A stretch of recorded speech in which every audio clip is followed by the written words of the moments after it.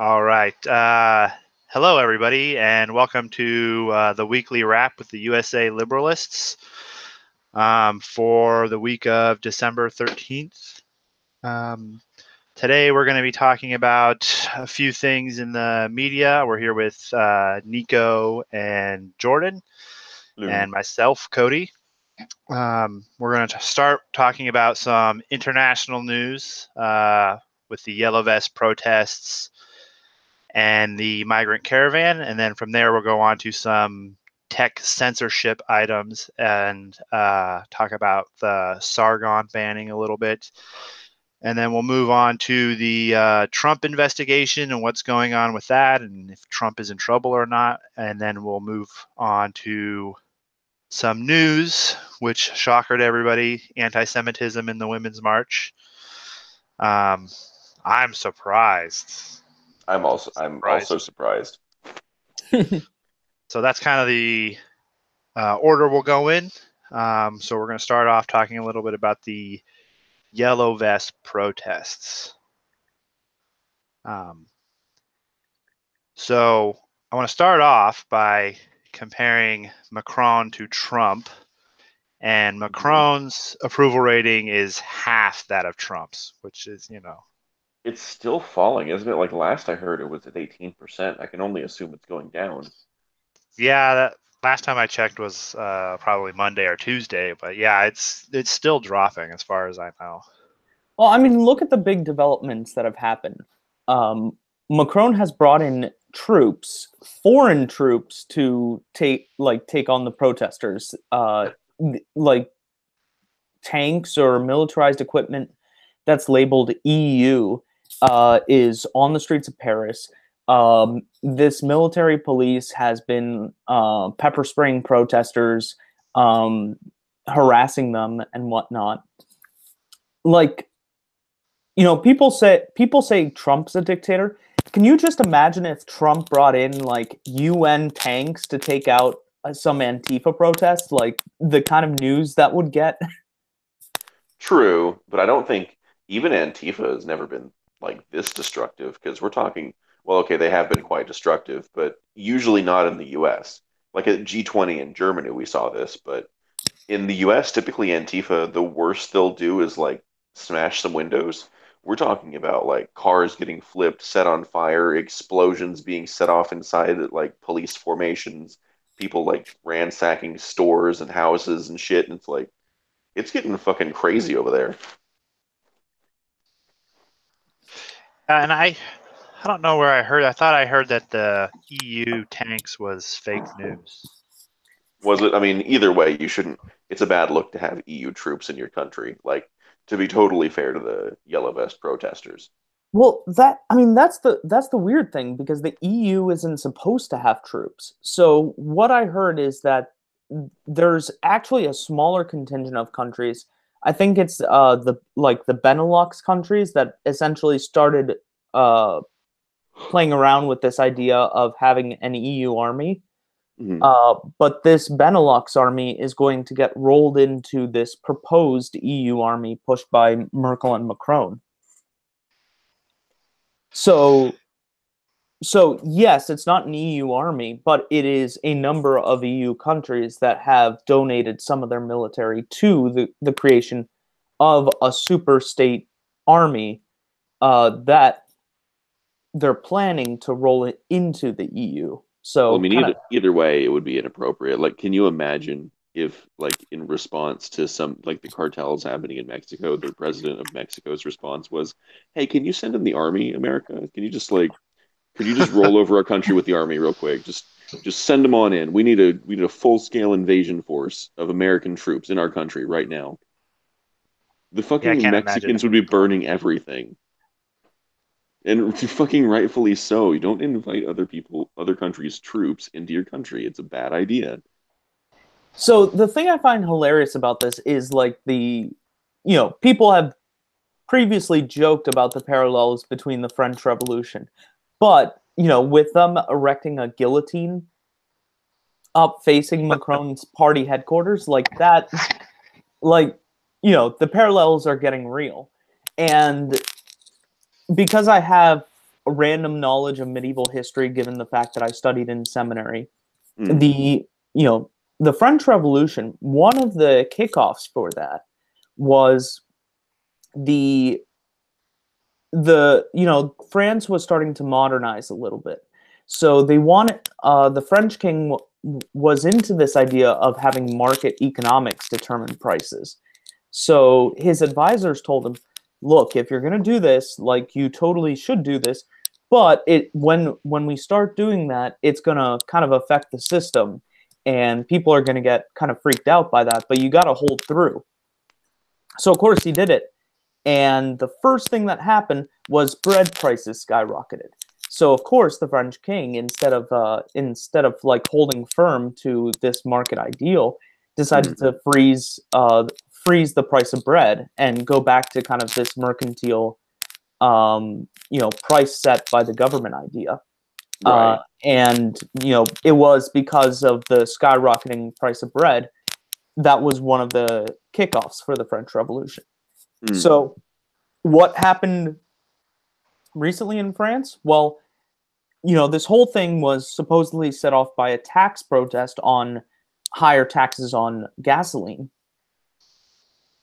And because of the protest, Macron agreed to freeze the price of gas. So temporarily, which, just the parallels there are hilarious. Well, yeah, the gas price, I figured, I did the math. It rose 16%, which it was $1.41 a liter to $1.69 a liter. So roughly into gallons, it'd be going from $5.34 a gallon to $6.40 a gallon. Ow. Yeah. So they're paying like close to $6.50 per gallon of gas. Even in America, like, because don't get me wrong, because comparatively, like, if that was the kind of tax hike we were having here, that would nearly double our gas prices in some places. I don't think we would be having quite the same reaction unless we were in a situation like the French are, where he leads with taking taxes off of some people, and then it seems like he's just shifting those taxes onto the poor, and then trying to, put it in this like guise of, I'm trying to reduce our carbon footprint. Right. Which, I mean, he's probably also trying to do, but it's like, it looks really bad when it just looks like you're shifting the taxes onto the poor. I don't know. Like, this was a pretty predictable result, in my opinion. Well, I mean, I think this has to be understood in the context of it seems like, just as in the US, there's kind of this tension, this divide between rural America and city America. There seems to be that same kind of tension between, the Vendée, the French countryside that wants to be French, essentially, and then the more cosmopolitan Parisians who, really believe in the EU and the EU trans country partnerships, working together for common ends like reduction of climate change, the migration crisis, whereas the people who are feeling the real brunt, the poor in the countryside, are, saying no, like, we're barely surviving as it is, and you're asking us to make more sacrifices for the sake of, other EU countries or the migrants coming in. Or more to the point, for the socialites that are, in truth, just like in America, I can't imagine it's that different in France, where you've got these stuck-up socialites that look at the rural areas and say, just fucking deal with it, you assholes. Stop bitching. Damn flyover country. Right. Well, even in the state I live in, we had, gosh, how long ago was that? Like a year or two ago, we had the Malheur wildlife standoff, where a bunch of ranchers took over a facility, like a government facility, because they were having problems with the Bureau of Land Management not allowing them to like graze on the land, on the public land, where before they were able to. So they had a big old standoff, but you didn't hear anything about it in the media, essentially. And one person Are you talking about was it the Bundy thing? Yeah. Well, yeah, it was a different one, wasn't it? They were related. Because it was like for a national, it was like a national park thing, right? And one guy died or something. Yeah, one guy was he didn't want to surrender to like the FBI and the police that were there. He wanted to go one county over and surrender to that sheriff because he trusted him. And they set up a blockade, and he went around the first one, and then they ran him off the road. And I actually watched the video. It was pretty brutal. He got out of the car and was like, shoot me, and it looked like he reached for a gun and they shot him, but then they kept shooting the car, and there was a family inside, like a little kid, like 2 kids and like a woman and another man. And they kept shooting the car. Like you can hear bullets like bouncing around. It was pretty brutal, but I didn't hear much about that being talked about other than locally. I think I heard about this story, but definitely not in that detail. Yeah. I don't know. Like, see, I don't know how much, because America is so much bigger than France. It's not as easy. We're not as homogenous, and so I don't think Montana is going to go into one of these coastal states and start protesting. Most people. God knows they'll go into Montana for it. Right. Like each state has its big city.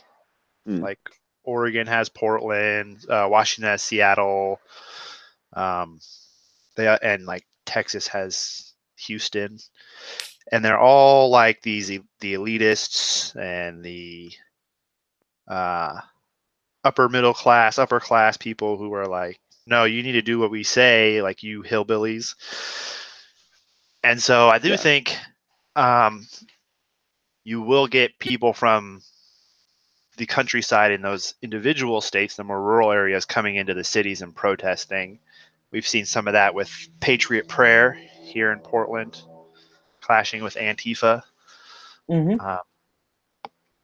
But I don't know if it's going to be. It's not as easy as we've realized to organize something on a national level because we don't have the machinery set in place for that.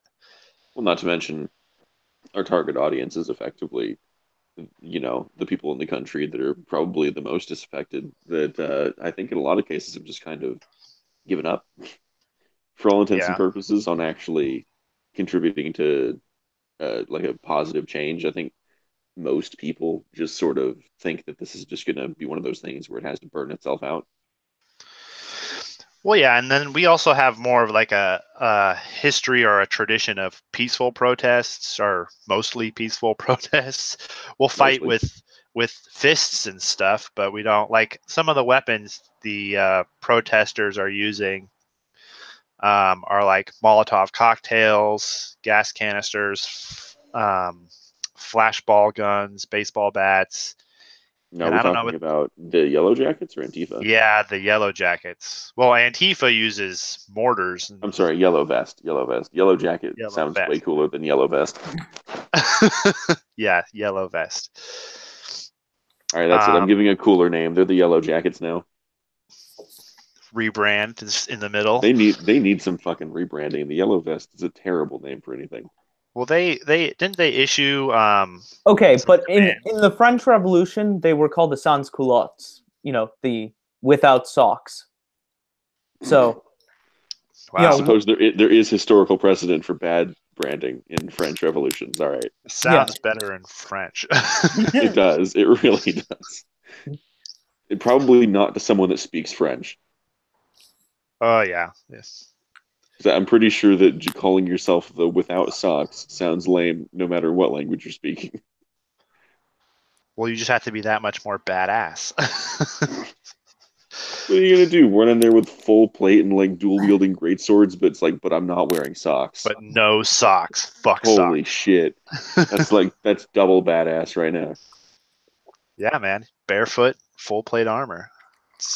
Speaking about barefoot, the migrant caravan. What are the developments with that? That transition. Well, I the think we're biggest already.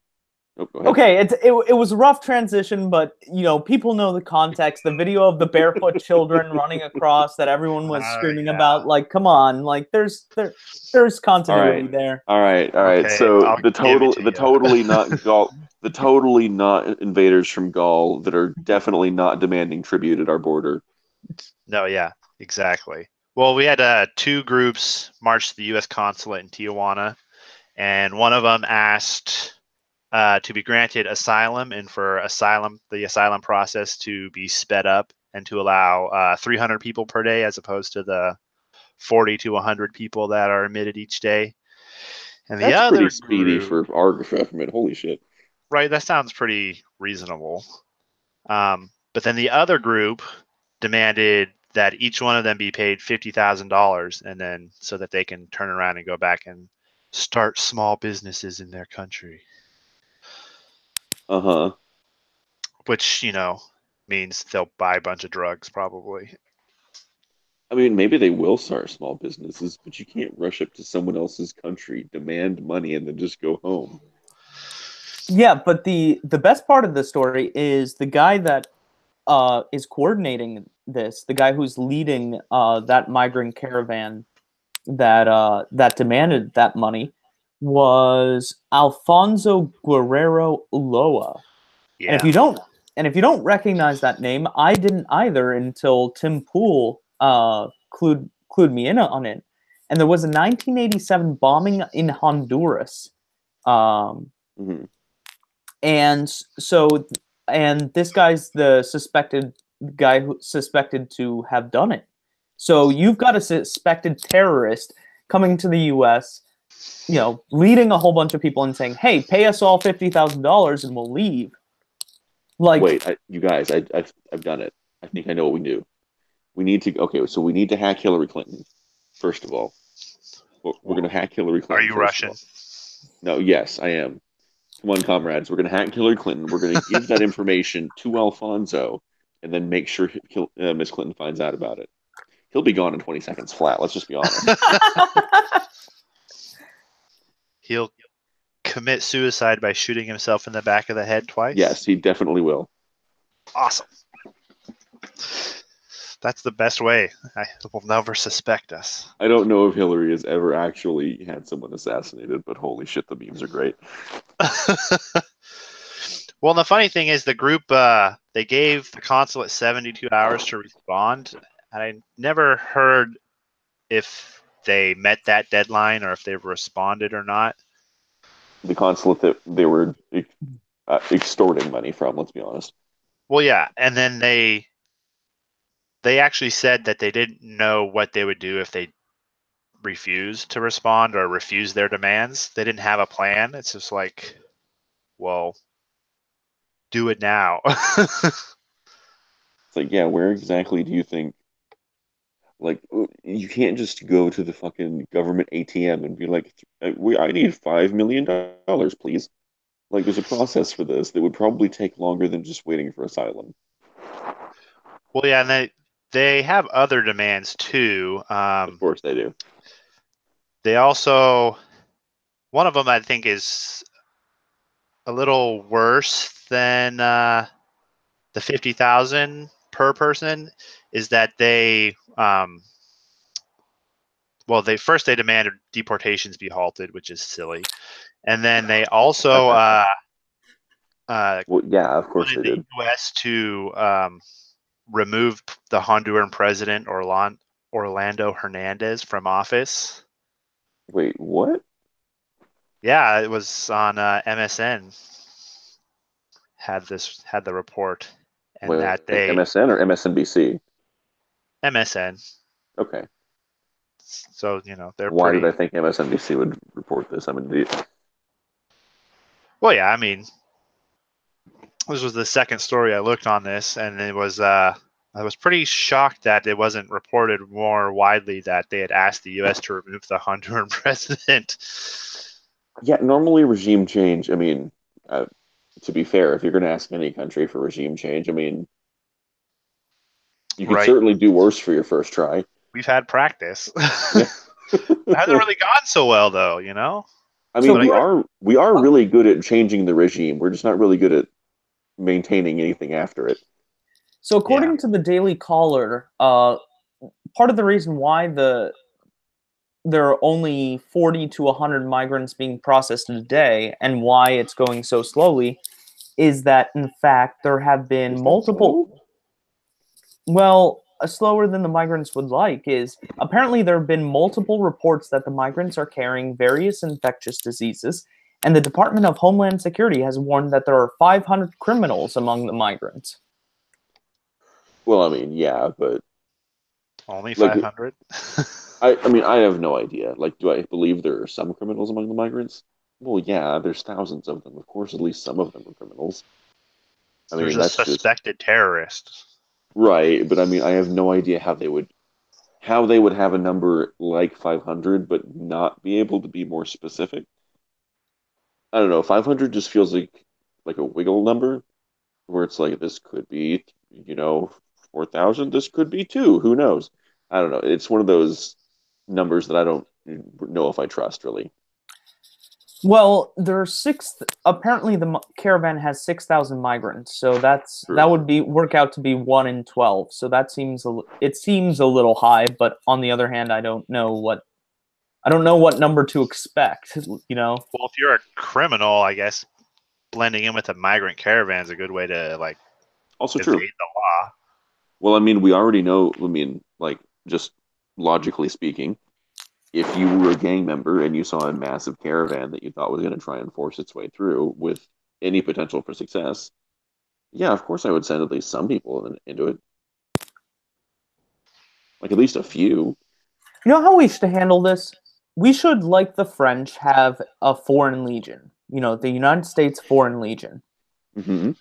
Get all these people who are migrants into the Foreign Legion, and then send them back to Honduras to do the regime change they want. Problem solved. Didn't we do this already? I believe that if we just keep deporting them, they're just going to keep coming back.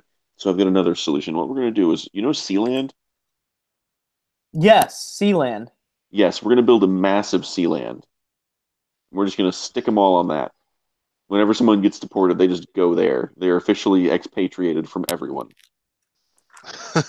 Just stick them on an island somewhere. Yes, they just get their own little shitty penal colony. They'll basically they'll be floating Australia. That's what they'll be. I think the Hawaiians would be upset if we were to do that. Why would they be upset?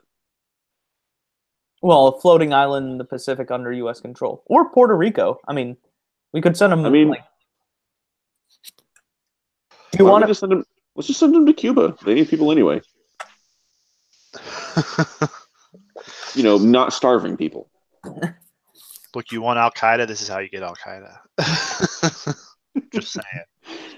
All right, so maybe it's not the best idea. So what is Honduran Al Qaeda? MS-13. I definitely shouldn't tell that joke. Okay. There's so many places we could go with that. We're moving on. I think condemning them all to a floating penal colony was probably taking it farther than I should have anyway. Moving on. Yeah. What is it? I disavow. No, shut up, you guys. So let's go to the internet news. Sargon was banned from Patreon, and we are the last people in the world to report on this, but we are. Sargon, Milo Yiannopoulos, and James Alsop all banned from Patreon, and I think Tim Pool was reporting earlier today that someone else joined their ranks. I mean, is anyone surprised? I think that the people saying that a lot of this is basically just, fear of advertiser backlash are probably spot on. Well, PewDiePie and Elon Musk were also smeared by the media. They didn't have any channels terminated or anything. I don't even think... I mean, Musk has a Twitter, but apart from that, does he actually have anything? Monkey jump. No, but at this point, he's just... honestly, at this point, I think Musk and PewDiePie, like PewDiePie said himself, are basically just punching bags for the media that are convenient. because Hmm. everybody already knows about them. If you already have seen something bad about PewDiePie and you're like, ah, PewDiePie sucks. If you see another one, you're gonna believe it, so you're gonna click on it. Like it's just easy clickbait. I don't think they actually care what PewDiePie does. Because I mean, did anybody like? I'm sorry, if you watched the video where he like looks at, he's like, "This is a cool anime review," moving the fuck on. Like this was not a big deal. Yeah. This was like I don't care who this could have been freaking Steve Shives advocating for this thing, and I wouldn't sit there being like, "Oh my God, did you see him promoting a Nazi?" But Like yeah, I wouldn't care. Tim Pool earlier today said that a channel called Monkey Jones was Ah, yeah, I fake. heard about that. I don't even know who that is. I don't He either, but he he's just apparently, yeah, he's just a edgy comedian. That's about it. yeah, he does kind of dark comedy. Two of his channels were banned, and yeah, so that's kind of the big news is that the censorship, which we all knew was happening, is becoming a lot more overt, and Well, the and the for me the worst part of it was that Sargon got banned for something he did on not even on his YouTube channel. It was on somebody else's YouTube channel, and it wasn't posted to any of his channels, and it wasn't posted to Patreon, and it wasn't Mm. posted to his Patreon either. I mean, like that one's a little bit more complicated because I think Patreon at least. I mean, granted that should if they want to ban people like that, it should be like clearly laid out in their terms of service that like off-platform things because it does say on-platform, but off-platform things because I was actually listening to a breakdown from a YouTuber called YouTuber Law, who I like to listen to every now and again, especially in regards to Sargon legal issues because it's common. Like it just that's the way it He's is. got a lawyer on Um, retainer, well, I mean, I don't think he's working for Sargon, but he definitely talks about his stuff a lot because it's popular and it comes up for him. right? But he was basically talking about going through the terms of service and being like, "Look, guys, these terms of services, a, they suck. They're confusing. They're hard to read through, and I think it's because, and he thinks it's because Patreon was trying to make it simple. But in trying to make it simple, the problem with that is legalese isn't simple. Yeah, Legalese, the entire purpose of it is to cover your ass at every possible opportunity. If you try and make it simple, you're going to end up like misleading people, basically. Um, and in any situation where Patreon wants to get rid of someone, it's more a case of if they think that they're bad for their brand, and this is sort of why I was talking about them being scared of advertiser backlash, um, or any sort of moral outrage where they might see a mass exodus from their site, because obviously Patreon isn't advertiser funded, but no, still, it's a they similar need to be fear. they need to be worried about creators leaving True, essentially but because I think the culture in Silicon Valley right now is such that they want their platforms to be squeaky clean. And you got to admit, Sargon going onto a stream and calling everyone, that not don't exactly, say it. yes, not exactly squeaky clean. Yeah, I mean, it was definitely jolting to hear him say that because I watched part of that stream and it was definitely like it kind of like shocks you, but I didn't think Yeah. it was.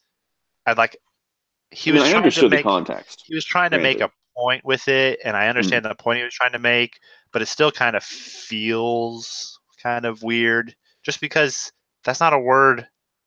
At least it's not a word that I hear every day. no, it's not.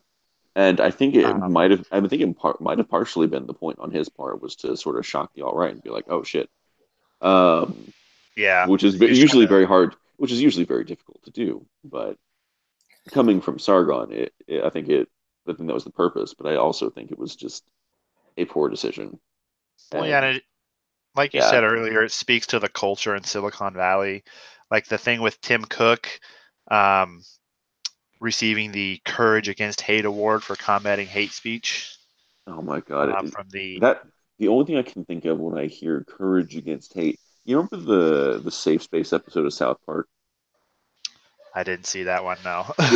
Basically all it was everybody hiding from reality and patting themselves on the back for like keeping themselves in their nice insulated bubbles while they forced like small starving children around the world to take care of their online problems for them in exchange for small sums of cash. And it's just all these fucking idiots patting themselves on the back for like the smallest amount for having even the tiniest bit of spine and Yeah. just enough just it's like someone that's just smart enough to get themselves in trouble. They have just enough spine to be annoying, but not enough spine to actually do anything useful. Well, the thing is, it seems like it is actually hurting Patreon because I mean, if you look at if you look at Twitter, I just searched Patreon on Twitter and then went to images, and all the images that come up are of people's posting, either content creators posting how many patrons they're losing, or the patrons themselves like posting their letter explaining why they can't support their creator anymore. I honestly think from Patreon's side of things, this if I was having this discussion, right, in like any sort of meeting like that, the only thing I could even think of that would prompt this is them trying to think of it as sort of cutting out the problem before it becomes larger and taking the hit now. Now, whether or not that's actually the case, because I mean, this isn't the first time Sargon's ever said something like this. It won't be the last. This is probably the most jarring example, but I think Patreon also is aware of the same thing that I am, that Sargon doesn't really care what he says, um, which in some ways is great, and from their perspective is not so great, right? No, I don't get know. that. But you even saw, I know Gab posted this, and I think Count Dankula posted one also. But apparently Patreon is actually writing to a lot of content creators saying, "Hey, we know this whole thing with Sargon got you, caused you to lose some patrons. Feel free to message us if you have any questions." Unless Patreon is offering you to send them checks for lost revenue, I don't care what they're saying. No, but what it does seem to suggest is that they are hurting if they feel the need to do that. I honestly think that the patrons that are having to deal with this, that are losing money and on behind this, I would sue them for damages because their actions are directly hurting my revenue. Take them to civil court. Yeah, take them to civil court. Take them to small claims. Yeah, Like because you can draw a direct link between their actions and the people that are saying I'm not going to give you any more money on this site. I am removing your pay because you made this decision, which you can't justify using anything other than just freedom of association. And you can use freedom of association, but if that's your only defense, that can't come at the cost of a ton of people's money, not without the potential for being sued. I mean, I think it would be a hard case to make, but I think there is a case there. Well, just because there's a direct link between their actions and them losing money. Yeah, I think if they pulled together a class action and said, look, this is the amount of money we lost, this is the amount of money we want, and if you don't give it to us, we'll just leave the site entirely. Well, they are leaving the site already. Some of them are, but not everyone. Like, for instance, like you were talking about Tim Pool earlier, he's at least staying on Patreon, even though he's like shifting all of his stuff onto other sites. Like, he is still staying on. So Patreon is still making money off of people like Tim Pool that don't want to just suddenly not have a revenue stream just because Patreon's fucked up. Right. You know? But just like reading what Count Dankula posted, one patron, a dollar patron, I will not abide patrons arbitrarily nor politically biased account suspension practices. That's $1 gone. Another $1, ideologically motivated ban. $5. I will not support a platform that arbitrarily removes creators for ideological reasons. Another $1. Due to your treatment of Sargon of Akkad, I'm concerned about your company's stance of controlling freedom of speech. Another 5. Hi, Dank. I don't want my money going to Patreon. No, $3. I'm leaving Patreon because they kicked Sargon. Another $1. Can't support Patreon's censorship. $5. I'm very angry at you for removing Sargon. I will be canceling my profile at Patreon. Yeah. Like you said, it's a very clear, direct link, at least in the minds of the patrons who are canceling their accounts. Well, yeah, they're all saying it directly. Like even if you went to court specifically with those ones and just left out the other ones, because patrons they cancel sometimes. Yeah. But like when you're in court, you need to be able to draw a direct link between this is what happened, these are the damages, this is how I'm proving it, this is how much I want. Is this one of those things where you get like something in the mail that says you too could be part of a class action lawsuit? I mean, yeah, kind of. Like I don't know if you would even necessarily need to do a class action lawsuit in this particular instance. I think there are enough creators on Patreon that are going to be hurting on this than high profile creators. Well, I think they're going to start to diversify and go to like multiple payment streams just in case one of them shuts them down. Yeah, and I'm actually surprised that none of them. Like I haven't heard much about Minds recently, but I know that Minds is trying to institute some sort of like cryptocurrency payment system. I'm surprised of all people that Tim Pool wasn't at least looking into that as a potential for. I don't know if they have a subscription service. Do they? I should look into that more because I like the idea of Minds. Yeah, I don't know. I don't know. The big alternative people are going to right now is Subscribestar. That's where Sargon went. Mm-hmm. But also Gab is working on trying to get one up. So they're gonna have to, or they'll die. Yeah, I'm actually waiting to move my stuff off Patreon. Because I want to see what Gab actually manages to put together, and I might pick Gab or Subscribestar based on that. Well, I just don't know what to make of Gab. Like I like the fact that they're like 100% free speech. We will not ban you unless you like threaten someone, basically. That's about the only thing you can do on Gab that'll get you kicked off. Mm-hmm. But I got to admit, right now, like Gab as it stands, I don't know how they're going to attract more I don't know how they're going to get the normies, because right now it's basically just hookers, bots, and white nationalists. The alt-right. Yeah, I mean, but that basically, yeah. Yeah, but people forget that's how Twitter was before all the normies got on it. It was hookers and bots. Yeah, but I mean, This is like, it feels like I mean, that's true. Twitter used to be much more offensive, but it also used to be, it was still somewhat normie friendly, because right now it is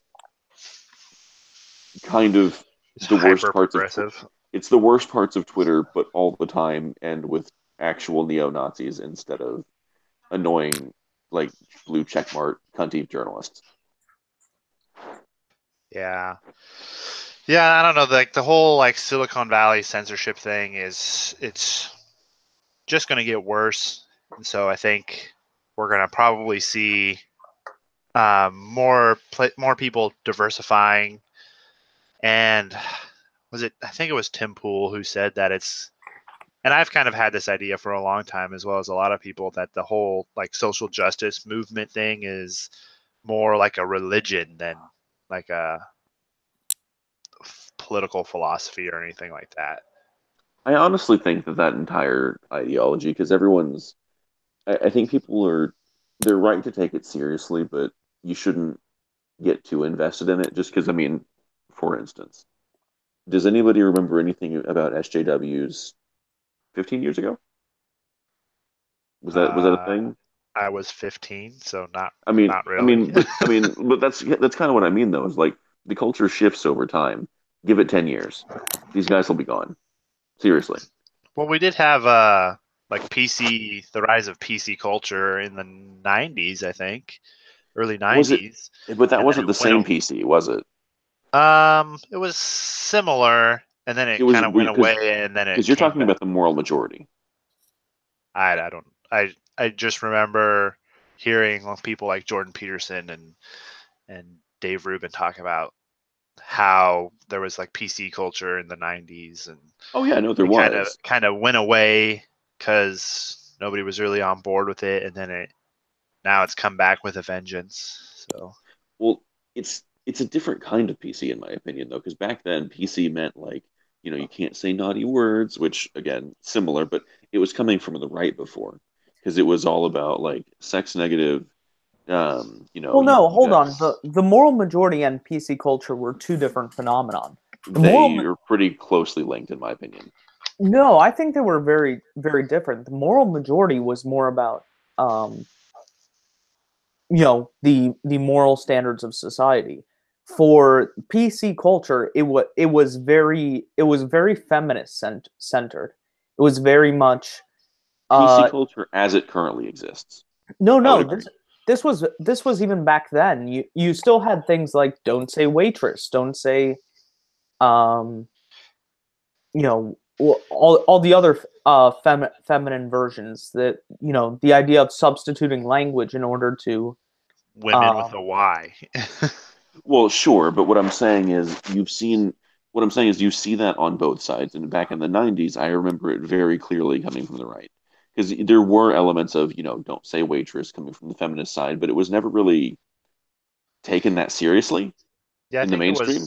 I think it was both, because I remember like that's when they were talking about how Dungeons and Dragons is demon worshipping and I video mean, games are out to yeah, can get I you. That just was definitely people on the right. can I just point out the FCC for a second? Like one of the things that still holds back television and radio was like a bunch of like uber conservative moms that didn't want their kids to hear naughty words like fuck on TV. So they all got together and just like sort of lobbied TV stations until they gave in to the nagging and just stopped saying fuck for apparently all fucking time. Fuck. Now I just want to say it over and over again. Exactly. Well, I Well, mean, yeah, that's kind of the effect it had. Welcome it, to the 90s.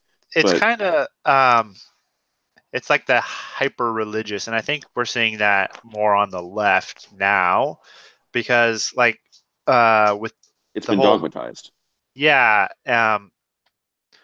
just the language Tim Cook used when he received his Courage Against Hate award. I have a quote here, and he said, quote, "I believe the most sacred thing each of us is given is our judgment, our morality, our own innate desire to separate right from wrong. Choosing to set that responsibility aside at a moment of trial is a sin." Like, that's not something a secularist or an atheist says. I mean, I don't want to hold his feet to the fire too much on that one specifically. Oh, I Just, do. I mean, I get it. Like, I get it sounds really bad, and it is kind of bad. But how much of that is religious thinking, and how much of that is just he wants to sound grandiloquent? He wants to sound fancy. He wants to sound intelligent. He wants to sound, all of these things. Because But invoking religious imagery isn't exactly an uncommon way of doing that. it can be both. It's true. It could be. So I don't think he's thinking of it like that, but I think it just kind of lends more credence to the whole social justice is a religion sort of thing. Oh, I don't think you need Tim Cook to make that case. No, it's just another True. flag or whatever. And it just seemed like if a Christian got up and said something similar to this, like you could very much hear this in a church somewhere. The same people that were sitting in that room would probably be making snide remarks or being like, "Oh, these idiots believe in this sky daddy and all this all these other things that they say." But when Tim Cook says it, um, while getting an award for banning Alex Jones, they cheer. Because it's their It's ideology that's their saying it. Yeah. religion, yeah. So, and they're on a crusade. Yeah, pretty much. I Well, think it's pretty. Oh, one sorry. thing Go I ahead. yeah, one thing I find this censorship, the way it's kind of backfiring for them, is that a lot of groups on the right who have very little in common otherwise, and who really weren't working together before, are starting are starting to work together. For example, the distributist from the ClearTrad server reached out to me, and we have a relationship and have been talking back and forth. And he was planning to do an event in DC with the traditionalists, just a meetup and whatnot. Sure. But he reached out to me and said, "Hey, why don't you advertise this to the Liberalists as well?" So we're making it kind of a clear trad Liberalist meetup. That's cool. So that's going to be January 6th in DC. A lot of details are still forthcoming, so stay tuned. But that's awesome. But I mean, we can share that on Facebook and everything too. Yeah, the Liberalists. Yeah, I think Nico already did. Oh, okay. I remember seeing something about this. Yeah.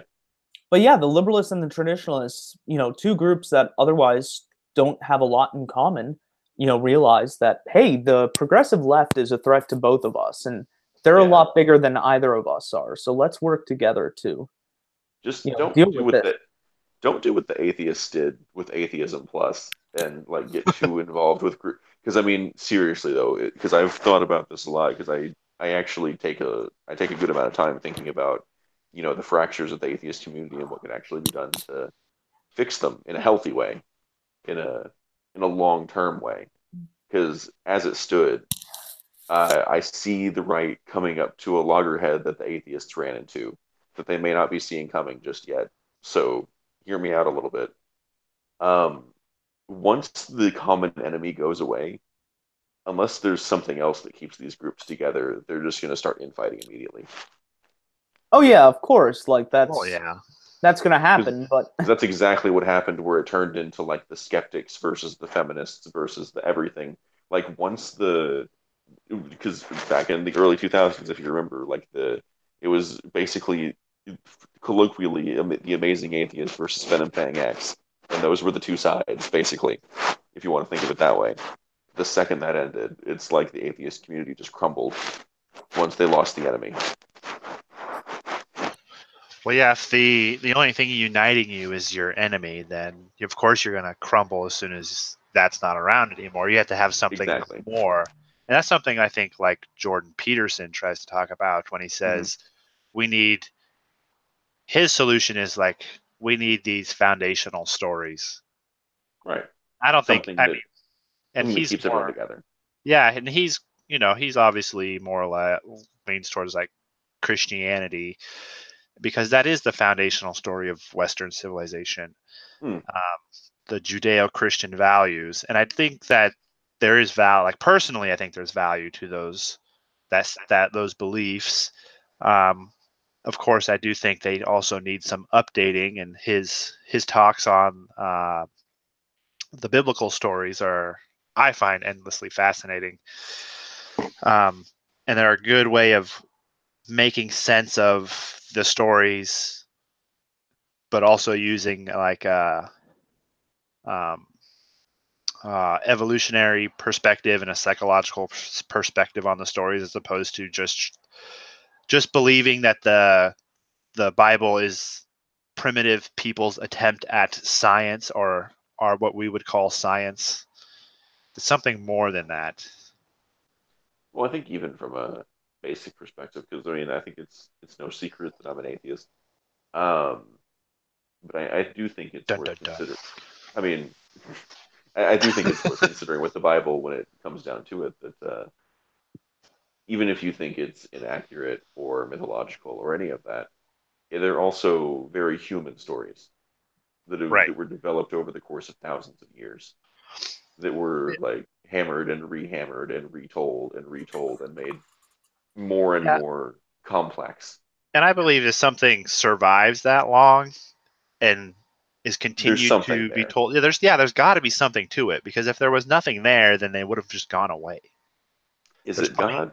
I don't know. Plenty of religions. Well, I think it's the idea of monotheism in general, revolutionary.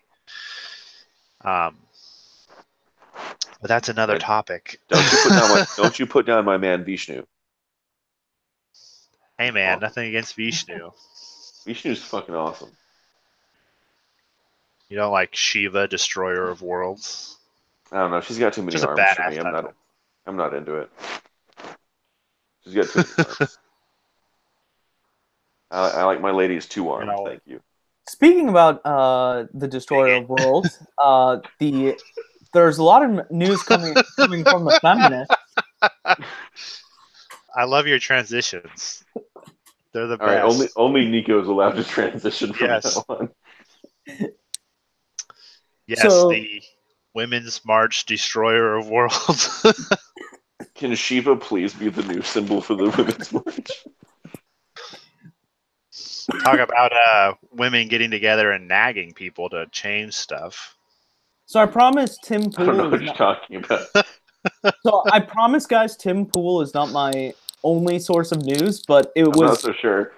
It was his reporting that turned me onto this story. Yeah, he listens to reporting turned you on. Too. Yes, Tim Pool turns me on, but he also turns me on to this story. And so it talks about the continuing financial troubles of the Women's March, and it goes back into the history of the Women's March, and it says that some of the one of the first meetings among the leaders when they were like, "How are we going to pull this off?" One of the leaders made, what was the comment? The Jewish people bore a special collective responsibility as exploiters of black and brown people. Yep, and they also claim that Jews were proven to have been leaders of the American slave trade, which is it. That comes from Louis Farrakhan, I believe. Yes, one of the as I understand it, the leaders of the American slave trade would have been like black people and Spaniards for the most part. I don't think there was like it's not an organization. There wasn't like a leader. Well, I mean, but the Jews aren't an organization either. I'm just talking about like the people that you would actually involve in like the actual trade, because there would have been the actual slavers that lived in Africa that would have been black. Then there's the people that would actually have been doing the sailing to, get them and there were a lot of Jews. Hey, there were a lot of Jews in Spain. Torquemada discovered that. But weren't they being like executed or something? We don't have to talk about that. No, but what else is new? True. What the conversation is about is, as you pointed out, the story comes from Louis Farrakhan, who was apparently the mentor of like 2 or 3 of the leaders of the And in fact, as long as Linda Sarsour is there, is anyone surprised? Linda Cockroach. So it was Linda Sarsour who actually had a strong relationship with the Muslim Brotherhood, and apparently their security was provided by the Muslim Brotherhood. Wow. Damn. There was some back and forth on Twitter where Linda said something like, "Hey, I was harassed at this place," and someone said, "We ought to surround her with Muslim Brotherhood guys," and she said, "I usually am surrounded by them," which sounds really ominous. Sounds terroristy. Actually, might be into that. Who knows? I mean, I'm just saying, like a whole bunch of she is a modest woman. A whole bunch of hot Muslim Brotherhood dudes with like the beards and the no mustache and the little skull cap things. I'm in. But so didn't they get mad about that porno already? Here, I found the story. We don't talk about that. It was on the tablet and tabletmag.com. I don't know. But they looked into the finances, and I don't totally understand everything that's going on with the finances, but apparently there's like 3 different organizations that are like either 501c3s or 501c4s that are supposed to be separate. And USA Liberalists is a 501c3, so like we actually know to, hey, be careful about exactly what can you say, what can't you say. Right. Uh-oh. We should probably have a meeting about the can't say part. Yeah. Well, I mean, basic thing is we can't support or denounce political leaders. We can only educate people on the principles. And yeah, so I may or may not support Trump. May well, or may not. That's of fine.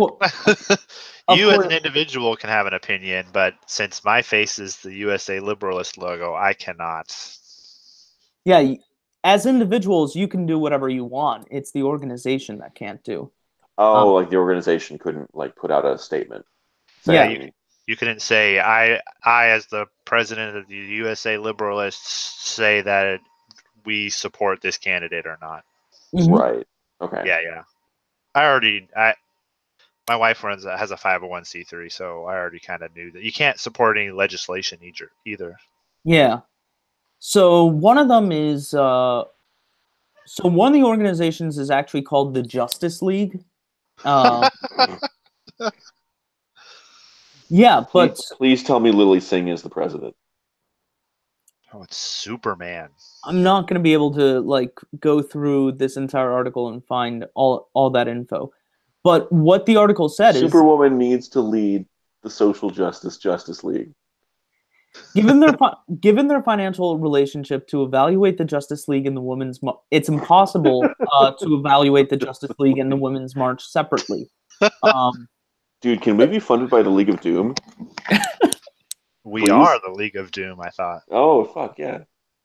We could actually start a 501c4, and as long as we had separate boards and separate bank accounts, we could create the 501c4 as the League of Doom, as the Liberalists, political action. I demand to be on the board of the League of Doom. Yeah, I might move over too. Nico's just like, we really shouldn't do this because we'll lose all the good people to the League of Doom. Well, apart from that, we also are trying to keep one organization going. Like, let's get this one off the ground first before we branch out. Like, guys, you realize it hasn't even been a year since Sargon made that video for the Liberalists, and we've started 3 nonprofit organizations in that year. Wow, I did not.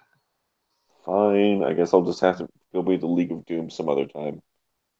We can totally have the League of Doom, but right. Just not yet. Fine. We'll put it on the notes for the next meeting. How do we start the League of Doom? Also, I'm not sure how effective a political action committee that would be. Like, could you imagine? Well, I mean, what are they going to accuse you of? Being evil? Right? It's right there in the title.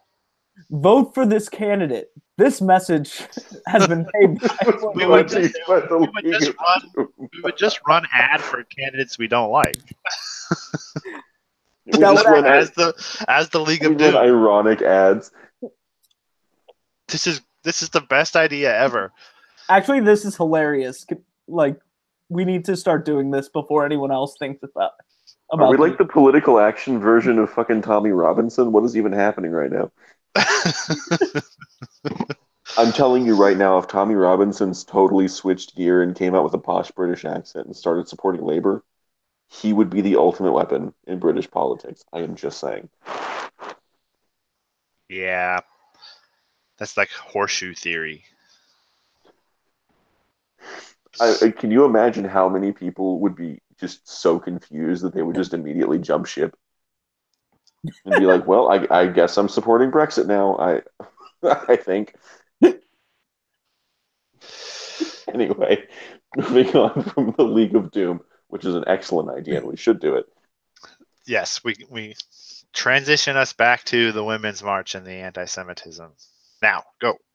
I don't know. Is there any other news? Well, I just had a thought that I don't know if you guys know or have read any of Ayaan Hirsi Ali's books, but she talks about in her book, what is it, Infidel, or one of them, the Muslim Brotherhood, where she grew up as a kid, were like the religious extremists, and they would recruit people for like ISIS and well, it wasn't ISIS. I guess it was Al Qaeda back then.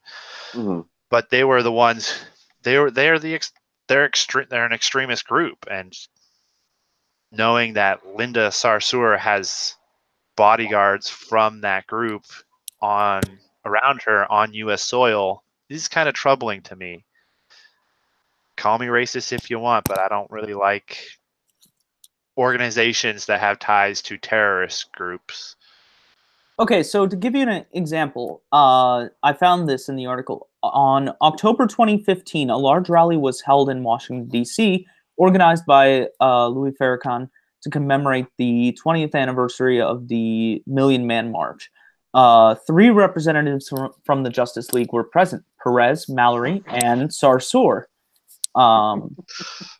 They weren't the only ones with direct connections to the leader of the Nation of Islam.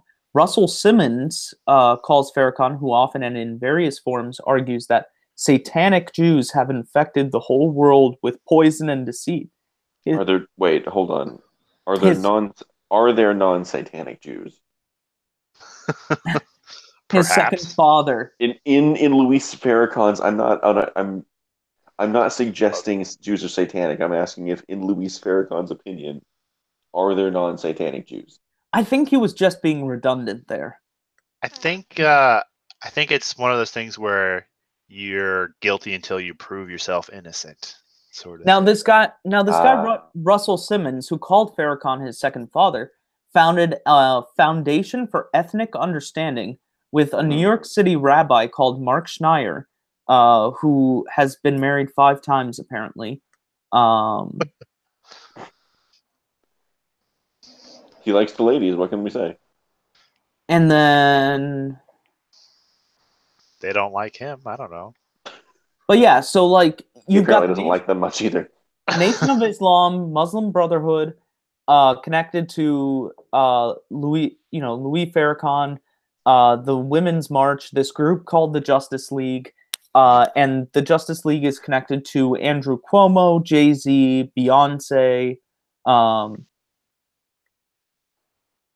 Sounds like the Legion of Doom pretending to be the Justice League. I'm just saying, like, we need to figure out who Linda Sarsour is. I think Wonder Woman. I think Linda should be Wonder Woman. That's my stop, or else the SJWs at Marvel will hear you and actually create like a rebooted Justice League with like Linda Sarsour. Please do it, Marvel. Please give me Linda Sarsour Wonder Woman. Please. That's just crazy. I can't believe this would piss off everyone. Like, I feel like somehow even the lefties would be upset about this. I'm pretty sure like they'd be upset about it somehow. I don't know how exactly, but you never really do with them. So just keep doing things. They'll be annoyed by something, I promise. But yeah, so this has apparently created huge problems for the Women's March, because a lot of the women who were involved with it are like, hey, so the anti-Semitism isn't exactly what we signed up for. So we're leaving the organization. Yeah, but those are the Nazi Women's March members that are doing that. Yeah, but what they're finding... If you don't hate the Nazis... If you don't hate the Jews, you're a Nazi. I've got some questions about this idea. So one example is actually the Washington State branch of the Women's March is now independent from the national organization. Probably a good thing.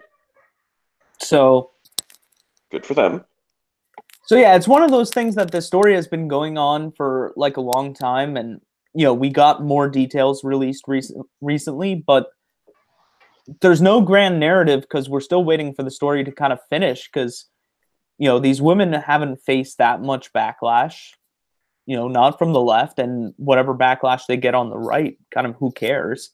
Yeah, they don't care. Yeah. So, well, yeah, the mainstream media is happy to ignore this because it doesn't fit their narrative. Right.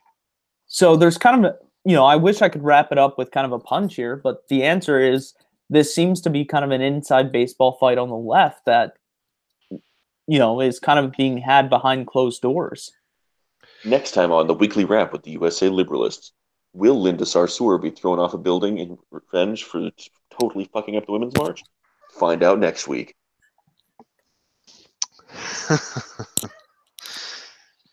No, that's not going to happen. I disavow. No, I don't know. It just seems like the media refuses to talk about this anti-Semitism on the left, but they're more than happy to share it when it's perceived to be on the right, or they're willing to blame the right because they believe anti-Semitism is a right-wing thing as opposed to just a human. Hello, YouTube. Terrible human thing. Yeah, they're stupid. Yeah. God damn it! Sorry, I keep opening up something and. I was wondering. I was like, why does Nico just keep saying? Why is he saying that? That's so weird. Well, it's okay. We'll edit it out in post, and we totally won't just put up. Won't just put a whole bunch of arrows right next to Nico's face every single time.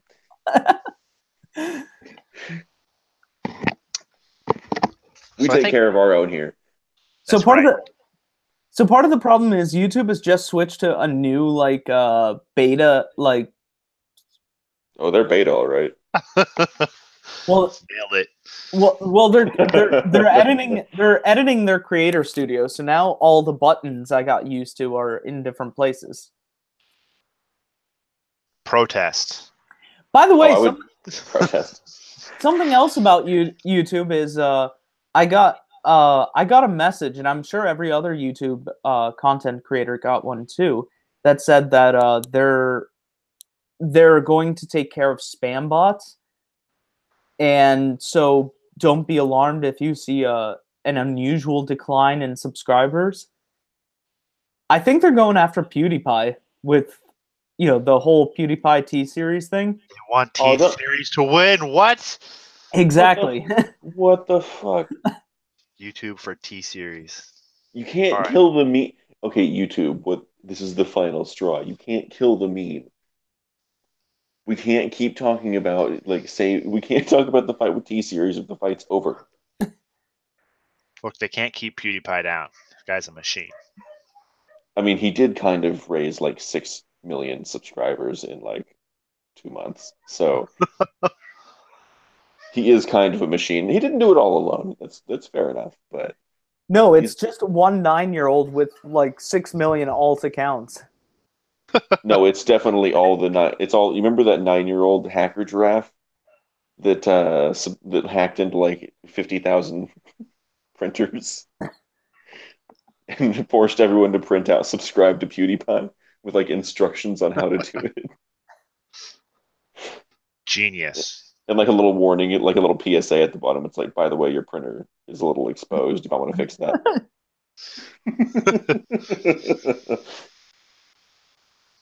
You are not being haunted. This is an annoying hacker. That's all. Don't worry. Peace. I wonder how many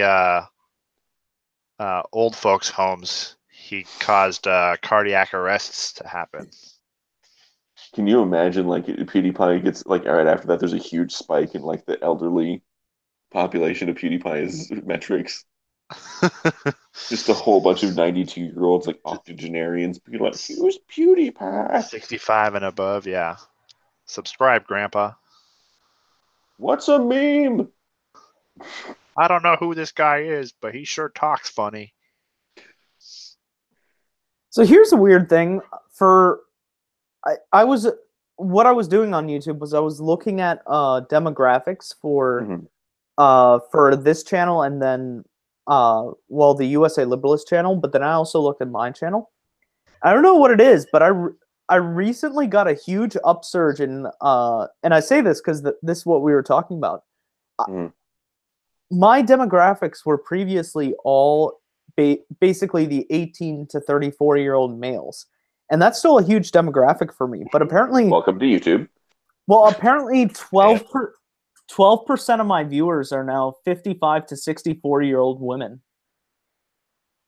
Just going after the MILFs, huh? I mean, in my job, I get hit on by cougars all the time. I'm not sure what the shock here is. Well, my last video was an analysis of the second book of Plato's Republic. So I'm not that's sure hot. I'm not sure where all these 55 to 64-year-old women are. They're into that sort of thing. Get some I wet. guess so. Oh yeah, Nico, read Plato to me. Philosophize, man. Yeah, that is kind of weird. I'd have to look at my blog and see what the metrics are for that. I mean, do we even have enough, like, because this is a really new YouTube channel, do we even have enough information to actually get any useful metrics out of it on this one? Let me look it up.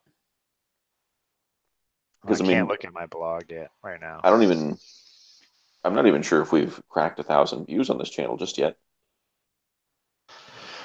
Probably not. I think we only have like 34 subscribers. Hi, by the way. Y'all are amazing. We have 200 views in this channel's history. And we have one person watching right now. So hello. I need a man. What? So we have one person watching right now. So hello to whoever that is. That's me, guys. Probably. But I have the post-election news recap was our top video because with 500 minutes of watch time. Okay. As interesting as our metrics are to everybody. Yeah, we should probably go ahead and wrap it up. We'll we'll scratch that in post, but oh yeah, this will definitely come out in post for sure. Did we want to touch on the Trump investigation real quick? Oh yeah, we probably should, huh? Kind of a big deal. Michael Cohen's an idiot. Yeah. So I'm not all the way up to date on everything, but when I looked earlier this week,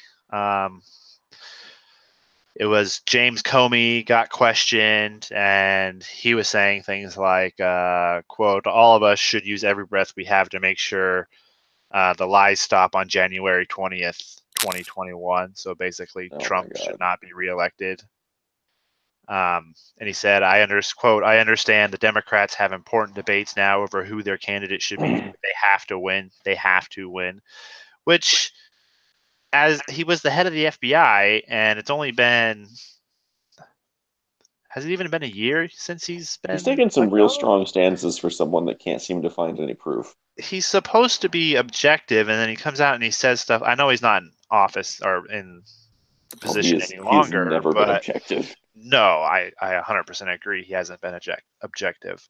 But this is just kind of like, I mean, I know for people on the right, this is just like, oh, yep, see, we knew it all along. He's never been objective.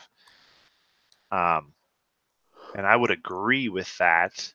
But it just seems kind of like it lends more credence to the whole Peter Strzok and Lisa Page trying to have a contingency plan to get Trump out of the White House or make sure he doesn't win it's like the FBI using their resources against political opponents or people they don't like. Also, I did hear recently that the cell phones that Peter Strzok and Lisa Page used during when they worked for the Mueller investigation, or when they've been reset to factory conditions. So all the text messages and information is now gone. Wow. But it's not those phones must have had like information on Hillary Clinton, so that makes sense. Probably. Well, that's the thing. Had to take him out. Yep.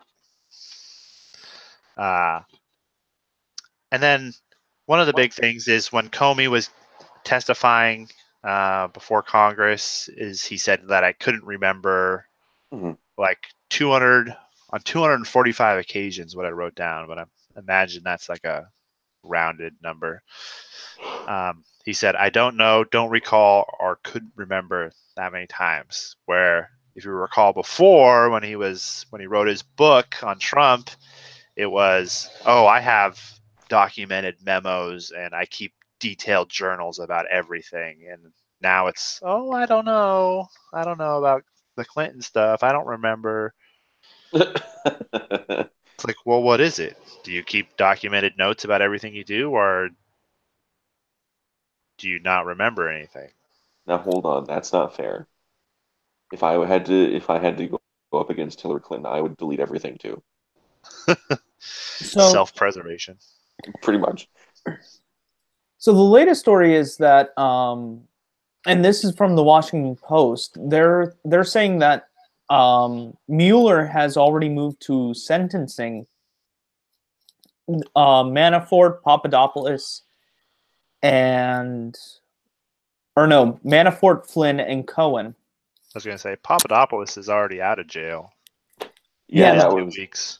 It was like, great job, Mueller. You nailed one home for the American people. He went away for 2 weeks. Well, so it's Flynn. I'm so glad we did this. Well, the argument is that he's moving to sentencing with them without having them testify at trial. So what? Well, that's the thing. That doesn't seem legal. No, not testifying in their own trial, but essentially they've all cooperated to some extent, or or not. Now, the thing is, if Mueller's going after bigger fish, which would seem to be the idea if he's giving them a plea deal to cooperate. So if he's going after bigger fish, presumably Trump, why has he already sentenced them instead of waiting for them to actually testify against Trump? I mean, usually that's the kind of thing where, I mean, with my limited, admittedly, knowledge of this sort of thing, you would normally wait. So to me, that says they don't have anything else to give. Well, the argument here is that it seems like Trump, the Mueller investigation is coming to a close. The other argument is that Mueller might be giving there's a subtle approach to this, which is Flynn, who cooperated early, is likely to get no prison time. Cohen, who cooperated somewhat, got several years. Manafort, who completely failed to cooperate, is probably going to prison for at least 10 years. So it might be that Mueller wanted to do this so that he has other witnesses and is planning to go to them and be like, look, you can be a Flynn, you can be a Cohen, or you can be a Manafort. Which are you going to be? We'll see if Manafort actually gets any time. That'll be an interesting case. Yeah, I heard Ben Shapiro talking about this too, and he was kind of like, the whole Mueller investigation was to find Trump-Russia collusion, and now it's something happened that was maybe or maybe not illegal, but somebody fibbed about it at some point. So there you go, Mueller investigation. It's either obstruction of justice, campaign finance law violation, or perjury, like lying under oath. Yeah, I'm still waiting to hear the part where any of this has to do with Russia. Well, me too. The thing is, Mueller's actual command, if you will, is to go. It was the Russia thing or any other crime. So he had wide berth to kind of deal with this. Now we can ask whether he should have had that, but I mean, but all special investigations have that. Like, and this is, in my opinion, doing what most special investigations do, especially if they lack evidence. They just kind of go after everything because it's a hunting dog party. Like, they go until they find something to kill. He's got to find he's got to find something so that he can kind of say like, look, I've been doing this because he's been doing this for 2 years. He's got to He have needs a something trophy. at the end. Yeah, he's got Yeah. to have something to show for it. He's not gonna be like, well, I looked for 2 years and found nothing. Sorry, guys. Like, that's not going to happen. I mean, it might happen. I'm Well, just saying, Papadopoulos, 14 days. well, I want to know your Cohen, who guys'. provides nothing, gets 3 years. I'm just saying. But yeah, Yeah. What do you think would happen if Mueller comes out and says, "Oh yeah, Trump committed perjury," or the campaign finance thing? I think would just end up being a fine, and Trump would pay it, and the media and the Democrats would be shouting about it for the 2020 election. But if it's perjury or obstruction of justice, and then they try to impeach Trump, do you think they go that route? And if they do try to impeach Trump and are successful, what do you think happens to the American? What do you think the American people will do? I'm not sure, but I do know that whenever there's an impeachment trial, it always, like, I don't care who you're impeaching, or for what reason, there's always going to be at least the stink of a witch hunt. The same thing happened to Bill Clinton. Whether or not you think that impeachment process was appropriate or any other impeachment process was appropriate, um, every single one has the stink of a witch hunt. So at least the core base is going to get, like, you basically just smacked the hornet's nest for those people. Um, so those people are going to come out in droves. I think there will probably be a certain amount of complacency on the other side Come out and do since what? vote, like, really, like, you might see protests, you might even see riots in some situations, but um, yeah, I think the main thing would be, like, if you smack that hornet's nest, you thought you saw the Trump supporters get out before, impeach him, see what happens. We saw how Um, energized they were after Kavanaugh or during. right. Do some actual damage, see what happens. Um, yeah, and now whether or not that's actually good for the party, who knows? Whether or not that's actually good for any sort of 2020 prospects for, I don't know, since, I mean, Mike Pence is his VP, so maybe Mike Pence runs. Although he certainly doesn't have the energy of Trump. Like, with Trump, if he went to all the rallies and everything, it was just like rah rah Mike Pence. I think he could get a very similar effect. Um, I think you put up Lindsey Graham, if anybody, if he can maintain his thug life, Lindsey Graham, then yeah. I don't know. I think the Energizer Bunny batteries on Lindsey Graham are going to run out pretty soon. We'll see. Yeah. Somebody will need to juice the robot again. Yeah, I don't know. Like, I know, like, I listened to Ben Shapiro talk about it too, and he was Mm-hmm. saying, like, well, if the Democrat, like, typically if they try to impeach Trump, it's going to, get out the Republicans, and then, It might but even depress the Democrat vote, which would be very interesting. but it also might, they might hold off on impeachment till after the election, Right. and use it like, oh, if we're going to impeach him, you need to vote Democrats in the House and the Senate so that we can do this, Right. Maximum or effect. else, They'll use the Senate as like an excuse not to impeach. yeah, because right now they can do it in the House, but the Senate will veto it. So, or whatever the process is for that, I don't know. Dude, how funny would it be if the Democrats actually did go for the impeachment and all the Republicans were like, wait, we can get Mike Pence in right now? Well, I do think that too is a possibility. There's a contingent of Republicans who aren't like the never Trumpers. Hmm. I don't think they like Trump and they would rather see somebody else. And Well, I don't so, think it's even that they don't like Trump, it's that they don't like non-establishment figures. yeah. Which, I mean, say what you will about Trump, he's not an establishment figure. Um, for better or for worse, that's just the way it is. Mike Pence is. Um, I think there's at least going to be talk in Republican circles of whether or not they would actually go along with impeachment. I mean, I would be opposed to it, but I'm more of a like I'm opposed to that whole sort of thing in general. Like, unless there's something really bad, like the Nixon thing. Yeah, like impeachment was coming, and it should have. But like the whole Bill Clinton thing kind of seems similar to this too. Like, they didn't get him for.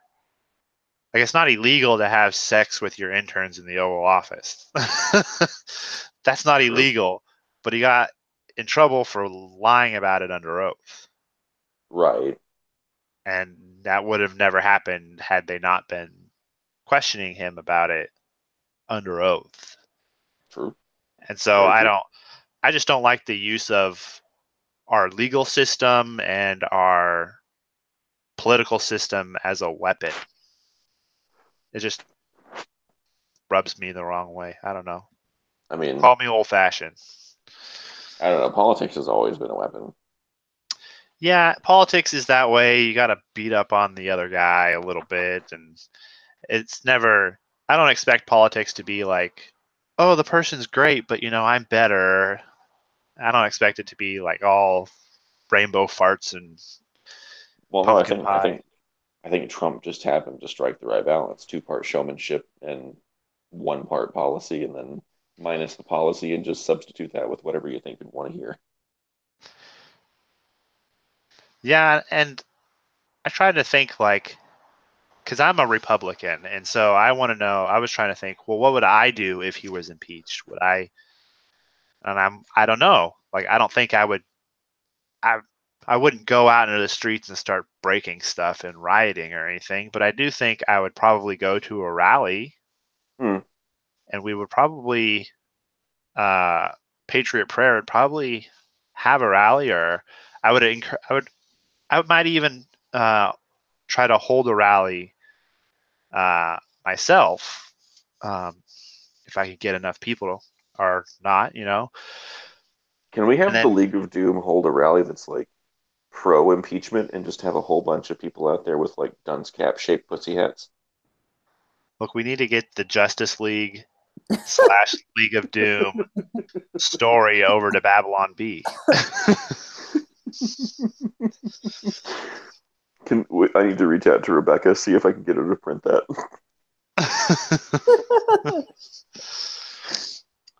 But yeah, I don't know what would happen if, and I don't know if the Democrats, if it's going to be beneficial for them to. They've been talking about impeaching Trump. I don't know if it's going to be beneficial to them politically to try to move forward with that. It would satisfy their base, but I think it would alienate people in the middle who kind of see this.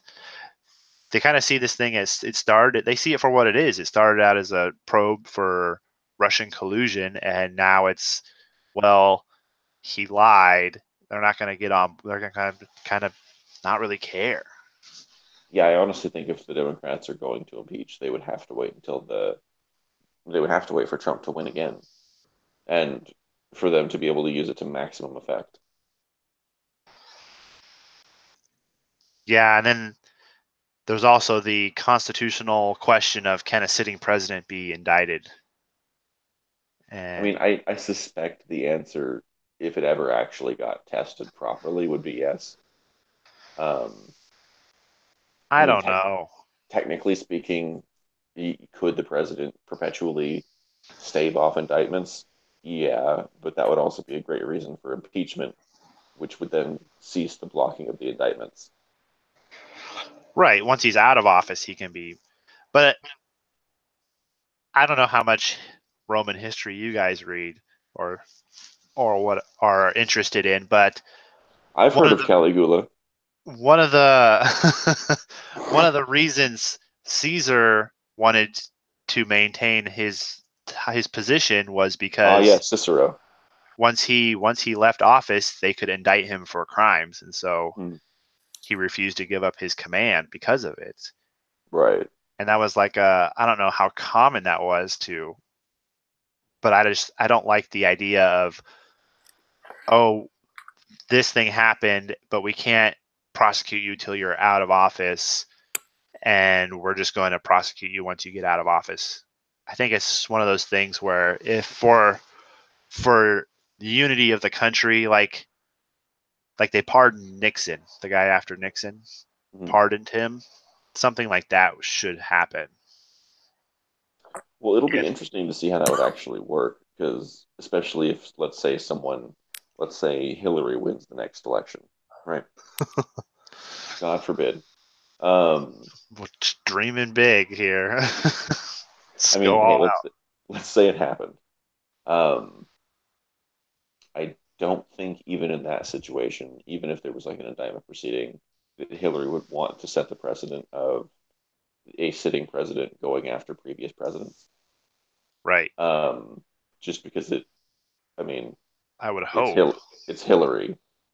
Like, can you imagine if you had a president that actually went after Hillary, like for real? Yeah. He'd probably go the JFK route. Let's be honest. But the Russians.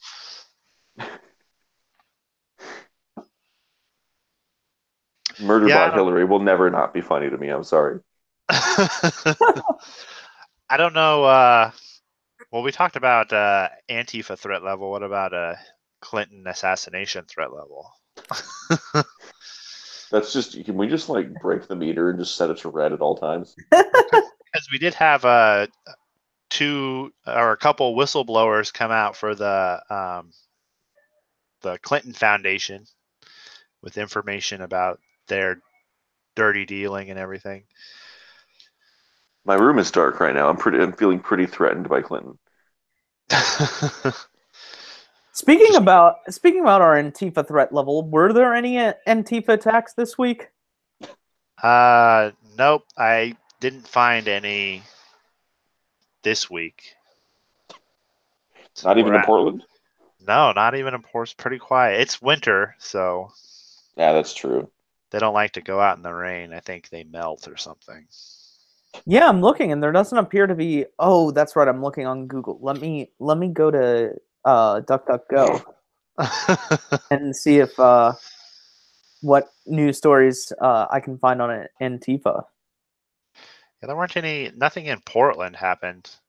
It seems like the Washington Post actually does a pretty good job of going after Antifa. There was the story, I don't know if I think it was last week though, where independent journalist Andy Ngo was in Seattle, so not Portland, but he was in Seattle at a 3%er rally. And he films Antifa in Portland, and so Antifa knows who he is. And he was filming Antifa, and they like surrounded it, and the Antifa guys had long guns. They were open carrying because you can open carry in Washington State, and they kind of surrounded him. And then the police told him that he had to leave because he was starting problems, and that he was there in the capacity of a journalist. And he's got it all on video. You can go check it out. And they called him because he's Asian, and so they were using racial slurs against him, and they made threat. Like one guy threatened him, like this shit is real. Something about are you willing to die for this shit, for YouTube shit, something like that. So it was pretty bad, but I don't think that was this week. Well, the one story that was this week is tying back to our yellow protest story. And apparently some Antifa people tried to infiltrate the yellow vests in France, but they were pushed out. Good on them. Good job, Yellow Vest. Yeah. Kick Antifa out. Can you screen share a picture of our Homeland Security Advisory System Antifa threat level? I'd have to find it. Oh, wait, I can screen share. It's cool. So let's see if I guess I'm sorry to cut it short. I actually do need to start heading to bed. We're almost done. We just need to. Okay, sorry. So there you can see our Antifa threat level meter. Given what happened in Paris and the news about the reporter being harassed by them, I think we're at a blue guarded general risk of Antifa attacks. But do be cautious. That could go up if Antifa feels like they need to get in the news. Is this a weather report?